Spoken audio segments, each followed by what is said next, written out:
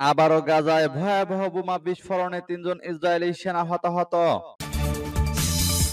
আরো বিস্তারিত জানিয়ে দিব। এদিকে গাজায় বিশেষ যুদ্ধবিরতি সত্ত্বেও ইসরায়েলের হামলা, নিহত অন্তত ৬২ জন। এবার সিরিয়ায় মার্কিন অভিযান, 2 ছেলে সহ শীর্ষ আইএস নেতা নিহত। এদিকে গাজায় চলমান নৃশংসতা নিয়ে ইসরায়েলকে কড়া ভাষায় নিন্দা পাকিস্তান ও তুরস্কের। আরো জানিয়ে দিব, এবার তৃতীয় বিশ্বযুদ্ধের শঙ্কা বাড়ছে, হুঁশিয়ারি হাঙ্গেরির প্রধানমন্ত্রীর। এদিকে সিরিয়ায় আবারও গৃহযুদ্ধের আশঙ্কা।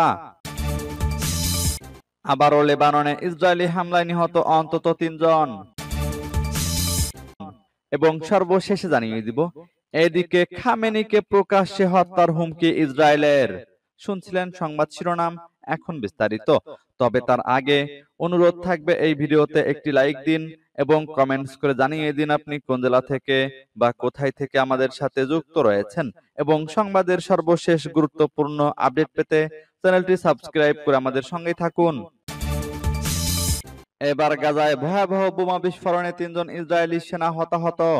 ফিলিস্তিনের অবরুদ্ধ গাজায় ইসরায়েলের সামরিক বাহিনীর গাড়িতে রাস্তার পাশে থাকা একটি বোমা বিস্ফোরণে 3 জন হতাহত হয়েছেন। অধিকৃত ফিলিস্তিনের হিব্রু ভাষার সংবাদ মাধ্যমের বরাতে শনিবার এক প্রতিবেদনে এ তথ্য জানিয়েছে সংবাদ সংস্থা মেহের। প্রতিবেদনে বলা হয়েছে, গাজা উপত্যকায় ইসরায়েলি সেনাবাহিনীর গাড়িতে রাস্তার পাশে বোমার আঘাতে 3 জন ইসরায়েলি সেনা গুরুতর আহত হয়েছে। পরবর্তীতে ওই সংবাদ মাধ্যম গাজা উপত্যকায় বোমা বিস্ফোরণে 1 জন সেনা নিহত ও আরো 2 জন আহত হওয়ার কথা স্বীকার করেছে। স্থানীয় সংবাদ মাধ্যম জানিয়েছে যে ফিলিস্তিনি যোদ্ধারা ইসরায়েলি সেনাবাহিনীর একটি সাঁজোয়া কর্মী বহনকারী গাড়ির পথে একটি বোমা বিস্ফোরণ ঘটিয়েছে। হিব্রু সংবাদ মাধ্যম প্রথমে এটিকে তাদের সৈন্যদের জন্য একটি গুরুতর নিরাপত্তা ঘটনা হিসেবে বর্ণনা করেছে। এদিকে গাজায় বিশেষ যুদ্ধবিরতি সত্ত্বেও ইসরায়েলের হামলা, নিহত অন্তত ৬২ জন। ফিলিস্তিনের অবরুদ্ধ গাজায় ত্রাণ প্রবেশের জন্য বিশেষ যুদ্ধবিরতি সত্ত্বেও ইসরায়েলি হামলায় অন্তত ৬২ জন নিহত হয়েছেন। নিহতদের মধ্যে ৩৪ জন ত্রাণ প্রার্থী ছিলেন। রবিবার কাতার ভিত্তিক সংবাদ মাধ্যম আল জাজিরা তাদের এক প্রতিবেদনে এই তথ্য জানায়। এর আগে গাজা ভূখণ্ডের 3টি এলাকায় প্রতিদিন নির্দিষ্ট সময়ের জন্য সামরিক অভিযান স্থগিত রাখার ঘোষণা দিয়েছিল ইসরায়েলি সেনাবাহিনী। মানবিক সহায়তার কাজ আরো সহজ করতেই এই বিরতি দেওয়া হয় বলে জানায় তারা। এখন থেকে সকাল 10টা থেকে রাত 8টা পর্যন্ত এই সিদ্ধান্ত কার্যকর হবে বলে ও পরবর্তী ঘোষণা না দেওয়া পর্যন্ত তা প্রতিদিন চালু থাকবে। এদিকে ব্রিটিশ বার্তা সংস্থা রয়টার্স জানায়, চলমান যুদ্ধের মধ্যে আন্তর্জাতিক চাপের মুখে অবশেষে গাজার কিছু অংশে সামরিক অভিযান সাময়িকভাবে স্থগিতের ঘোষণা দিয়েছে ইসরায়েল।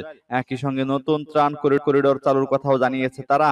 রবিবার ইসরায়েলি সেনাবাহিনী জানায়, প্রতিদিন সকাল 10টা থেকে রাত 8টা পর্যন্ত গাজার আল মাওয়াসি, দেওর আল বালা এবং গাজা সিটি এলাকায় তারা সামরিক অভিযান বন্ধ রাখবে।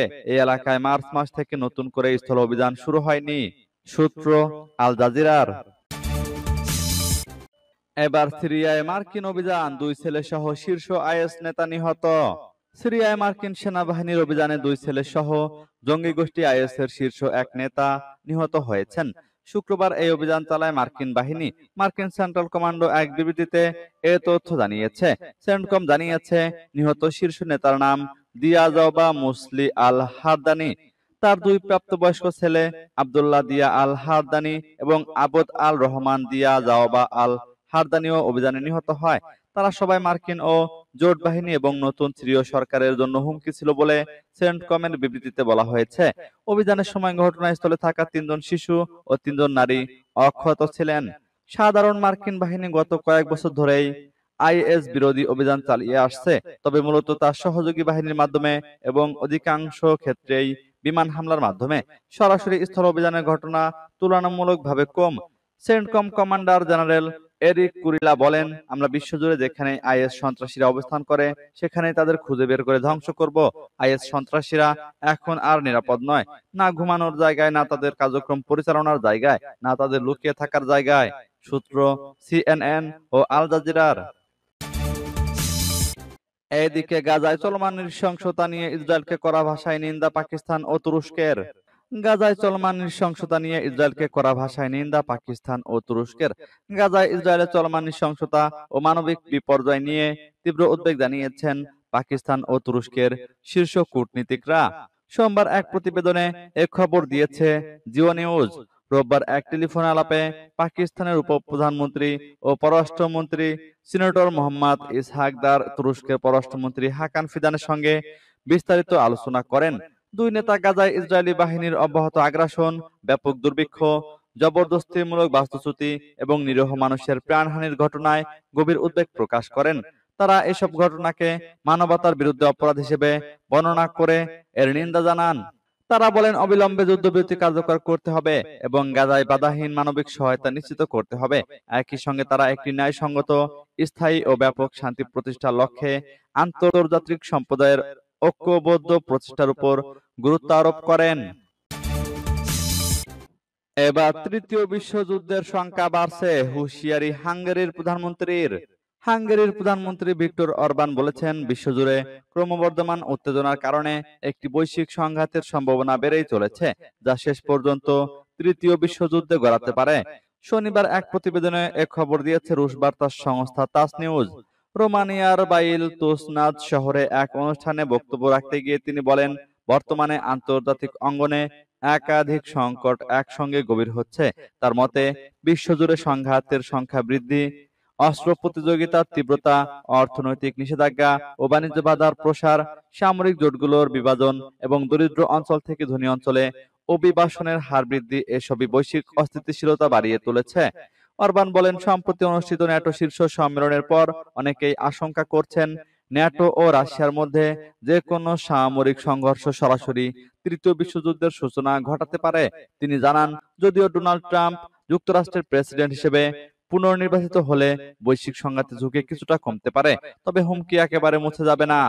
তিনি আন্তর্জাতিক সম্প্রদায়ের প্রতি আহ্বান জানান, যেন কেউ এমন কোনো পদক্ষেপ না নেয় যা বিশ্ব পরিস্থিতিকে আরো উত্তপ্ত করে তুলতে পারে অথবা বড় পরিসরের সংঘাতে রূপ নিতে পারে। সিরিয়ায় আবারও দেখা দিয়েছে গৃহযুদ্ধের শঙ্কা। দ্রুজ ও বেদুইনদের সংঘর্ষ ভৌগোলিক অখণ্ডতাকে হুমকির মুখে ফেলতে পারে বলে সতর্ক করেছে তুরস্ক। এর মধ্যেই রাজনৈতিক পরিবর্তনের রূপরেখা নিয়ে প্যারিসে আলোচনায় বসেছেন যুক্তরাষ্ট্র, ফ্রান্স আর সিরিয়ার কূটনীতিকরা। সুয়েদা চলতি মাসে দ্রুজ ও বেদুইনদের সংঘর্ষে নিহত হন শত শত মানুষ। সংঘাত বন্ধ হলেও উত্তেজনা কমছে না, বরং সিরিয়াকে ভাঙার গুঞ্জন জোরালো হচ্ছে। দেশটির উত্তর পূর্বে কুর্দি শাসিত অঞ্চল নিয়ে আবারও আলোচনা চলছে। যুক্তরাষ্ট্র সমর্থিত এসডিএফ অস্ত্র সমর্পণ না করলে সমঝোতা হবে না বলে ছাপ জানিয়েছে দামেস্কো। অন্যদিকে এসডিএফ বলছে, বিনা চাপে ও স্বেচ্ছায় সংলাপে বসতে প্রস্তুত, কিন্তু নিরস্ত্রীকরণ তাদের জন্য লাল দাগ হয়ে থাকবে। মার্চের চুক্তির পূর্ণ বাস্তবায়ন নিয়ে নতুন আলোচনার জন্য একমত হয়েছে ফ্রান্স, যুক্তরাষ্ট্র ও সিরিয়া। তবে দ্রুজদের উপর বেদুইনদের হামলা থামতে না পারায় প্রশ্নের মুখে পড়েছে অন্তর্বর্তী প্রেসিডেন্ট আহমাদ আল সারার নেতৃত্ব। ইসরায়েলের দাবি, গণহত্যা ঠেকাতে তারা সিরিয়ার ভেতর অভিযান চালিয়েছে। তবে তুরস্ক বলছে, নিজেদের একনায়কত্ব অক্ষত রাখতে সিরিয়াকে দুর্বল ও বিভক্ত করা ইসরায়েলের পুরনো চাল। এবার লেবাননে ইসরায়েলি হামলায় নিহত অন্তত ৩ জন। যুদ্ধবিরতি ভঙ্গ করে শনিবার দক্ষিণ লেবাননে ফের হামলা চালিয়েছে ইসরায়েল। এতে কমপক্ষে ৩ জন নিহত হয়েছেন। লেবাননের স্বাস্থ্য মন্ত্রণালয় এ তথ্য জানিয়েছে। ইসরায়েলি সেনাবাহিনীর দাবি, হামলাগুলোর লক্ষ্যবস্তু ছিল হিজবুল্লাহ সদস্যরা। লেবাননের স্বাস্থ্য মন্ত্রণালয়ের বিবৃতিতে বলা হয়, টায়ার জেলায় একটি যানবাহন লক্ষ্য করে চালানো ইসরায়েলি ড্রোন হামলায় এক ব্যক্তি প্রাণ হারিয়েছেন। অন্যদিকে ইসরায়েলি সেনাবাহিনী জানিয়েছে, তারা সীমান্তের কাছে বিন্ত জাবেইল এলাকায় সন্ত্রাসী সংগঠন পুনর্গঠনের প্রচেষ্টায় জড়িত এক হিজবুল্লাহ কমান্ডারকে হত্যা করেছে। তবে হামলাটি কোথায় ঘটেছে তা নির্দিষ্ট করে জানাননি। এর কিছুক্ষণ পর বৈরুতের স্বাস্থ্য মন্ত্রণালয় জানায়, দেবাল শহরের টায়ার জেলায় আরও একটি হামলায় 2 জন নিহত হয়েছেন। রাষ্ট্রীয় সংবাদ সংস্থা এনএনএ জানিয়েছে, হামলাটি একটি বাড়ি লক্ষ্য করে করা হয়। হিজবুল্লাহর সঙ্গে 1 বছরেরও বেশি সময় ধরে চলা সংঘাতের অবসান ঘটাতে 2024 সালের নভেম্বর মাসে যুদ্ধবিরতি চুক্তি হয়, কিন্তু তারপরও হামলা চালিয়ে যাচ্ছে তেল আবিব। ইরান সমর্থিত গোষ্ঠীটিকে সম্পূর্ণ নিরস্ত্র না করা পর্যন্ত হামলা অব্যাহত রাখবে বলে সতর্ক করেছে ইসরায়েল। এদিকে খামেনিকে প্রকাশ্যে হত্যার হুমকি ইসরায়েলের। ইরানের সর্বোচ্চ ধর্মীয় নেতা আয়াতুল্লাহ আলী খামেনিকে হত্যার হুমকি দিয়েছে ইসরায়েল। দেশটির প্রতিরক্ষা মন্ত্রী ইসরায়েল কাতজ প্রকাশ্যে এই হুমকি দিয়েছেন বলে আনাদুলু এজেন্সির প্রতিবেদনে বলা হয়েছে। এছাড়া কাতজ ইরানে নতুন করে হামলার হুমকিও দিয়েছেন। সেই সঙ্গে ইরানে নতুন করে হামলার সতর্কবার্তা দিয়েছেন। ইসরায়েলের দক্ষিণ রামন বিমান ঘাঁটি পরিদর্শনকালে প্রতিরক্ষা মন্ত্রী এসব হুমকি দিয়েছেন বলে আনাদুলু এজেন্সির প্রতিবেদনে বলা হয়েছে। ইসরায়েলি প্রতিরক্ষা মন্ত্রী বলেছেন, আমি স্বৈরাচারী খামেনিকে স্পষ্ট বার্তা দিতে চাই যে যদি আপনি ইসরায়েলকে হুমকি দেওয়া চালিয়ে যান তাহলে আমাদের দীর্ঘ হাত আবারও তেহরানে পৌঁছাবে। প্রতিরক্ষা মন্ত্রীর কড়া বার্তা দিয়ে বলেছেন, আগের চেয়ে আরো বেশি শক্তি নিয়ে হামলা হবে এবং এবার ব্যক্তিগতভাবে আপনিও লক্ষ্যবস্তু হবেন। তবে ইসরায়েলের এসব হুমকি বার্তায় এখন পর্যন্ত কোনো মন্তব্য করেনি ইরান। এর আগে গত 13 জুন ইরানের সামরিক ও পারমাণবিক স্থাপনায় ব্যাপক হামলা চালায় ইসরায়েলি বাহিনী।